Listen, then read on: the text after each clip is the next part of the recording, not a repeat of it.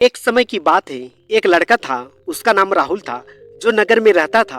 वह अपने जीवन से बहुत निराश था। उनकी निराशा का कारण यह था कि वह अब तक अपने जीवन में कुछ नहीं कर रहा था।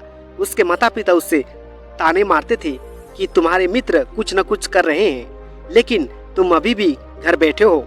दोस्तों के बीच भी अक्सर उनका मजाक उड़ाया जाता था।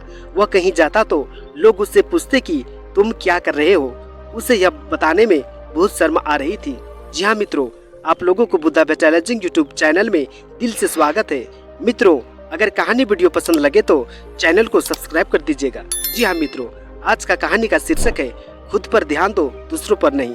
वह कुछ नहीं कर रहा था। धीरे धीरे उसने रिश्तेदारों से मिलना जुलना कम कर दिया और लोगों से मिलना भी बंद कर दिया। वह अधिकतर समय घर पर ही रहता है।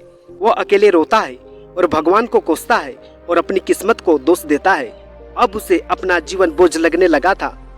कभी कभी वह सोचता कि कब वह कुछ करने के योग्य बनेगा, और फिर वह सोचता कि जिंदा रहने से अच्छा मर जाना है। एक दिन वह अपने नगर की एक गली से गुजर रहा था। तभी उसने देखा कि एक उपदेशक दुख और परेशानियों पर उपदेश दे रहा है। वह भी उसी भीड़ में सबसे पीछे जाकर बैठ गया और गुरु के प्रवचन सुनने लगा। उपदेशक कह रहा था, दुख एक शिक्षक की तरह है जो हमें जीवन की सच्चाई दिखाता है और हमें जीने की सही रास्ता सिखाता है। आप चाहे तो जिंदगी जीना भी सीख सकते हैं। गुरुजी उपदेश दे रहे थे कि तुम चाहो तो कुछ भी हासिल कर सकते हो, और अगर चाहो तो एक कोने में बैठकर रो सकते हो। इन सभी बातों को राहुल ध्यान से सुन रहा था, लेकिन शिक्षक की यह बातें पसंद नहीं आई। उसने खड़े होकर कहा कि कुछ भी सिखाने से दुख दूर नहीं होता, इसमें केवल दर्द होता है। दुख की पीड़ा अनंत है, ऐसा लगता है इसके बाद कुछ होने वाला नहीं है। इससे कुछ भी फर्क नहीं पड़ता है। इसके सामने तो मौत भी छोटी सी लगती है। उपदेशक ने कहा, फिर तुम्हारा दुख क्या है? सबल ने उसके सामने अपनी सारी व्यथा सुनाई और पूछा, मेरे दुख का कोई उपाय है तुम्हारे पास? यह सुनकर शिक्षक मुस्कुराए और बोले, तुम उस दिन मेरे पास आओ जब आपके जीवन में वास्तविक दर्द हो।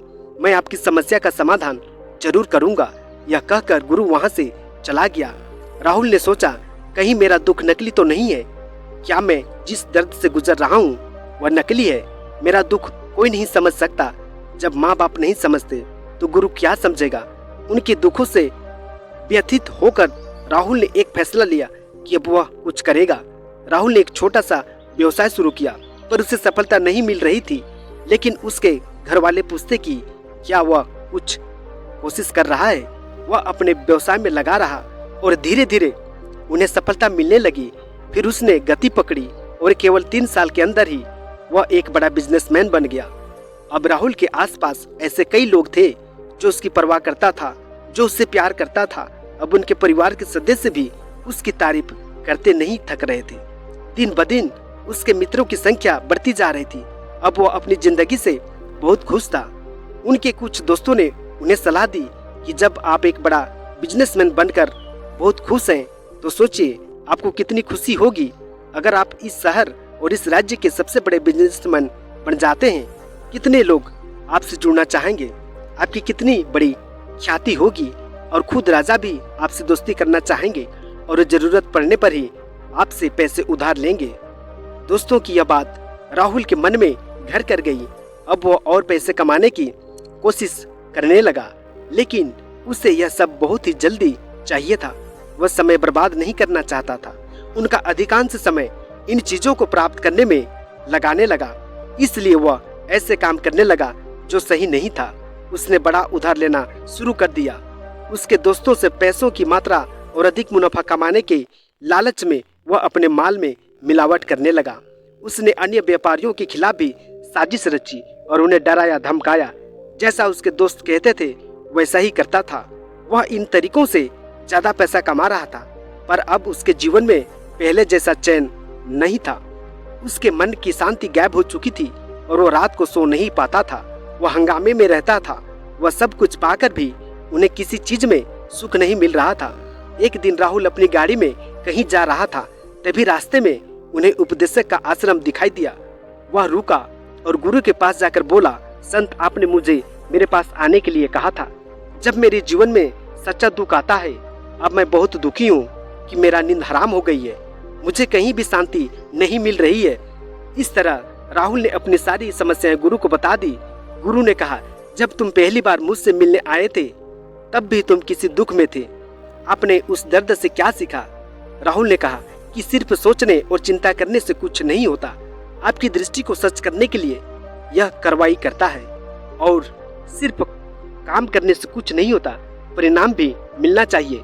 जब आपको लगता है कि आपका लक्ष्य हासिल नहीं होने वाला, तब राह में चाहे कितनी भी मुश्किलें आ जाएं, मन कितना भी निराश क्यों न हो, कितना भी लगता हो कि अब कुछ नहीं होने वाला है, तभी विश्वास करें, मैं जो भी कर रहा हूँ उसमें अवश्य सफल हो जाऊंगा।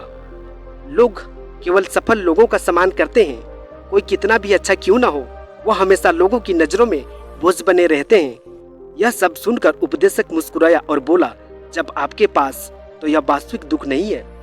अपने जीवन में वास्तविक दुख आए तब मेरे पास आओ, मैं उसे ठीक कर दूंगा। राहुल ने जाते समय साधु को सोने के सिक्कों से भरा घड़ा भेंट किया। घड़े को देखकर गुरु ने कहा कि यह मेरे किसी काम का नहीं है, उस पेड़ के नीचे गड्ढा खोदकर गाड़ दो। राहुल ने घड़े को पेड़ के नीचे दबा दिया जैसा कि गुरु ने बताया, और वहां से चला गया। कुछ दिनों से कारोबार ठीक चल रहा था, लेकिन व्यापार के गलत तरीके के कारण धीरे धीरे उससे व्यापार में नुकसान होने लगा। उसकी सारी दौलत धीरे धीरे खत्म होने लगी, और एक दिन ऐसा भी आया जब उसके पास कुछ भी नहीं बचा और उस पर कर्ज का बोझ चढ़ गया था।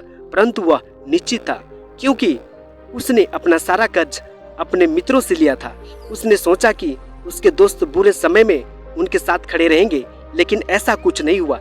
जैसा ही बुरा समय आया, दोस्त पहले उससे कर्ज मांगने लगे।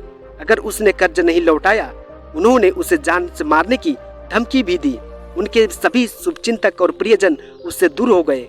उसके मित्र जो उसके साथ मस्ती किया करते थे, अब उससे दूर भाग रहे थे। उसका परिवार उसकी गलतियां और कमियां गिनने लगा। उनकी सारी संपत्ति नीलाम कर दी गई और उसके पास कुछ भी न बचा। जी हाँ, जब उसने अपने बाप से मदद मांगी, बाप ने कहा कि मेरे पास थोड़ी सी संपत्ति है, मैं तुम्हारी माँ को क्या कहूँगा अगर मैं तुम्हें दे दूँ।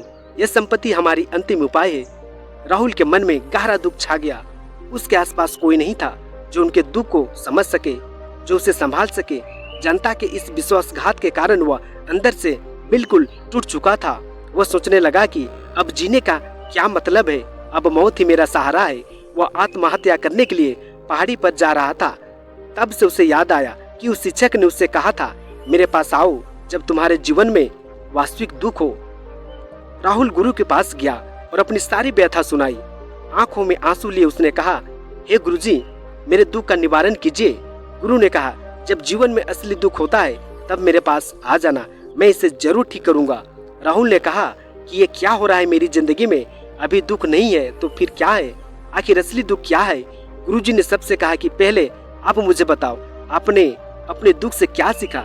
राहुल ने कहा, मैंने वह सीखा, जो लोग हमारे जीवन में आते हैं वह हमारी सफलता और प्रगति के कारण वो हमें धोखा जरूर देंगे, क्योंकि बुरे समय में वे हमारे साथ नहीं खड़े होंगे। वे अच्छे समय में ही हमारा फायदा उठाएंगे और बुरे समय में हमें छोड़ देंगे। जी हाँ, उन लोगों पर ही भरोसा करें जो हमारे बुरे समय में हमारे साथ खड़े रहते हैं। लेकिन ऐसे लोग बहुत कम होते हैं, लेकिन जिनके पास उन्हें उनकी सराहना करनी चाहिए, उनका अपमान नहीं करना चाहिए। मैंने कभी भी किसी के खिलाफ साजिश नहीं रखना चाहिए। अपना काम ईमानदारी और धैर्य से करें और कभी लालची मत बनो। अपने सारे दुख, दर्द और अनुभव बयान करने के बाद राहुल गुरुजी के सामने आंखों में आंसू लिए बैठ गया। कुछ देर बाद साधु उठे और पेड़ के नीचे एक गड्ढा खोदा और घड़ा निकाल लिया जो सोने के सिक्कों से भरा हुआ था। उसने राहुल को देकर कहा, मेरे पास आओ जब तुम्हारे जीवन में वास्तविक दुख हो। राहुल ने अपने शिक्षक को धन्यवाद दिया और उसे प्रणाम करके चला गया। उस पैसे से उन्होंने एक छोटा सा व्यवसाय शुरू किया। अब वो छोटा व्यापारी बनकर भी खुश है। उन्होंने पूरी लगन और ईमानदारी से कारोबार किया। जल्द ही वो अपने शहर का एक बड़ा व्यापारी बन गया। उनका जीवन सुख सुविधाओं से भरा हुआ था। लेकिन कोई कितना भी अच्छा क्यों ना हो, लेकिन जीवन में दुख आता है, तो राहुल के जीवन में भी दुख आते थे। अपने माता पिता की मृत्यु के रूप में वे दोनों एक ही दिन मर गए। राहुल अपने माता पिता से बहुत प्यार करता था, इसलिए उनके निधन से उन्हें गहरा सदमा लगा। वह शवों को ले गया दोनों को शमशान घाट ले गया, जहां अंतिम संस्कार किया गया। वहां उसने अपने माँ बाप का शव जलता हुआ देखा तो उनका मन बेचैन हो उठा। उसके मन में कई प्रकार के सवाल उठने लगे। वह घर वापस आ गया, इसलिए उसने अपने माता पिता के घर और संपत्ति को देखा, जिसके लिए उनके पिता हमेशा लड़ते रहे।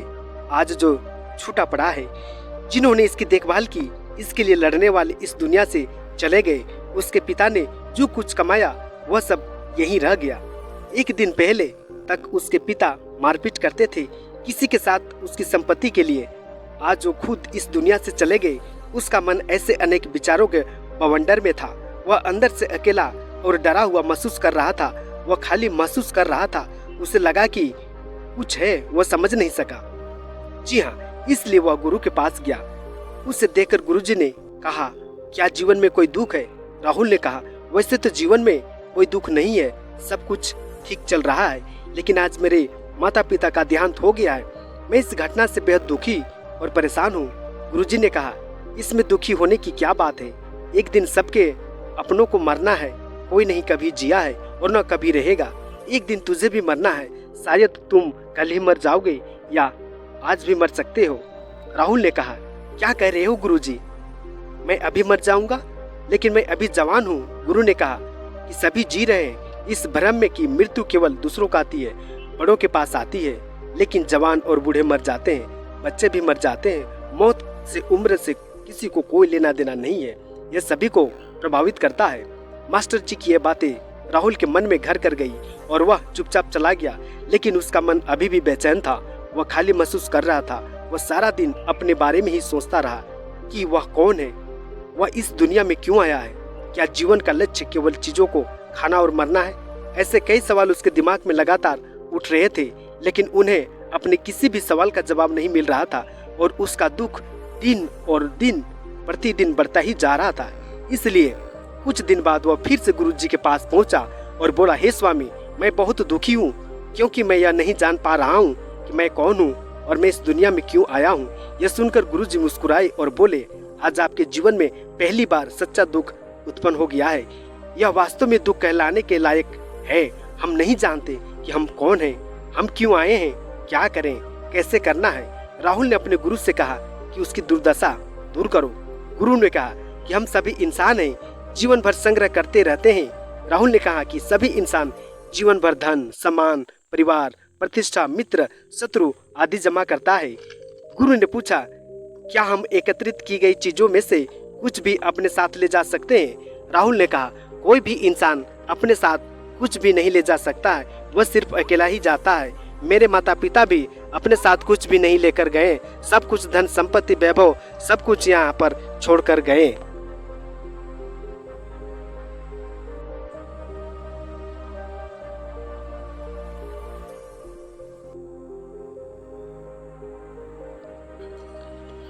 शिक्षक ने कहा, अब मेरी बात ध्यान से सुनो। इस संसार में हमें जो कुछ संग्रह करना चाहिए वह हम नहीं करते।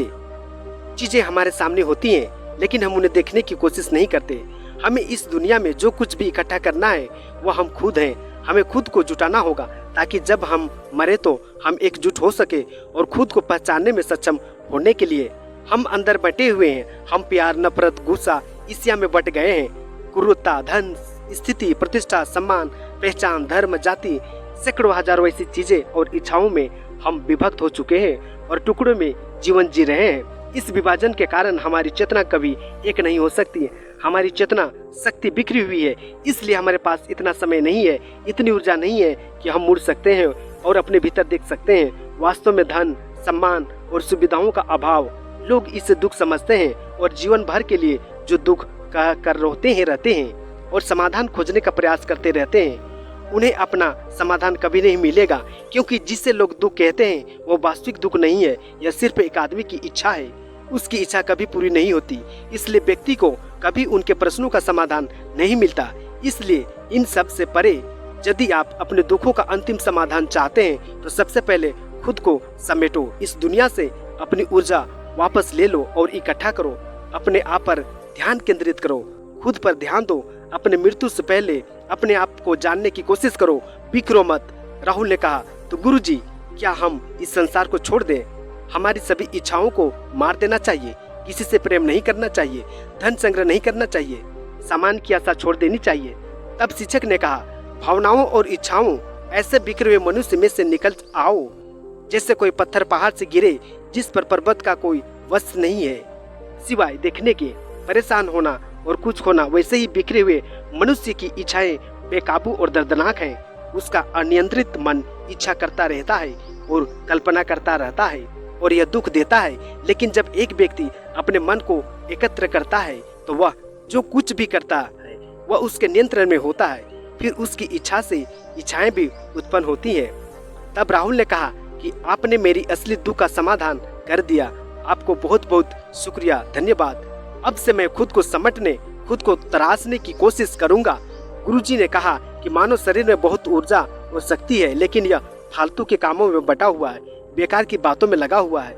यह एक बहुत ही शक्तिशाली मशीन की तरह है, एक बच्चे के हाथ में रखा जा रहा है और वह बिना सोचे समझे अपनी शक्ति को बर्बाद कर रहा है और बिना किसी नियंत्रण के। इसलिए इस शक्ति पर ध्यान दे, अपनी चेतना और इसे इकट्ठा करे। राहुल को अपने प्रश्नों का उत्तर मिल गया। उसने अपने गुरु का शुक्रिया अदा किया और चुपचाप चला गया। जी हाँ मित्रों, आज का कहानी वीडियो में यही हम लोगों को शिक्षा मिली कि अपने पर ध्यान देना चाहिए, दूसरों पर नहीं। अगर आसपास के जो भी लोग कहें, ताने मारे, उसे इग्नोर कर देना चाहिए। हमें क्या करना चाहिए, हमको क्या करना है, कैसे जीवन में आगे बढ़ना है, खुद को सोचना चाहिए और खुद को आगे बढ़ने का प्रयत्न करना चाहिए। जी हाँ मित्रों, आज का कहानी में यही हम लोगों को शिक्षा मिलती है। जी हाँ मित्रों, आप लोगों को कहानी वीडियो कैसा लगा? मुझे उम्मीद है बढ़िया लगा होगा। आप लोगों को आज का कहानी वीडियो में इतना ही। बहुत बहुत धन्यवाद।